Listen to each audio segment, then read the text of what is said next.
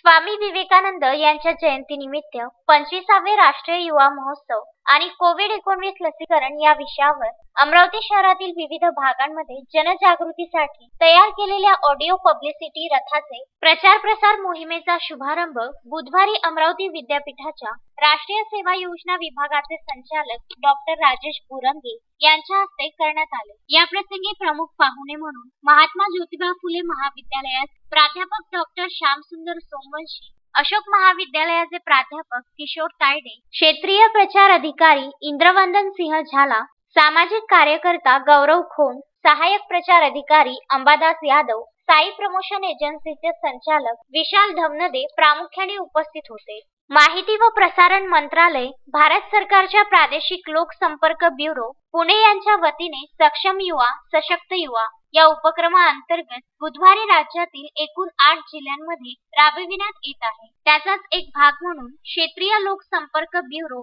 अमरावतीच्या वतीने 25वे राष्ट्रीय युवा महोत्सव आणि कोविड-19 लसीकरण या विषयावर अमरावती शहरातील विविध भागांमध्ये फिरते रथाद्वारे प्रचार प्रसार मोहीम राबविण्यात येत आहे। या उपक्रमांतर्गत पॉंडेचेरीमध्ये 12 ते 16 जानेवारी या 5 दिवसाच्या कालावधीत होऊ घातलेल्या आभासी युवा महोत्सवाविषयी देशभरातील युवकांमध्ये जनजागृती करणे, युवा शिखर परिषद, देशी क्रीडा जागृती, योग आणि सांस्कृतिक कार्यक्रमाविषयी माहिती देणे, लसीकरणाबाबतची माहिती, आझादी का अमृत महोत्सव अंतर्गत देशासाठी बलिदान दिलेल्या वीर महापुरुषांची माहिती लोकांना देण्यात येणार आहे। Vidarbha news bureau, Amravati.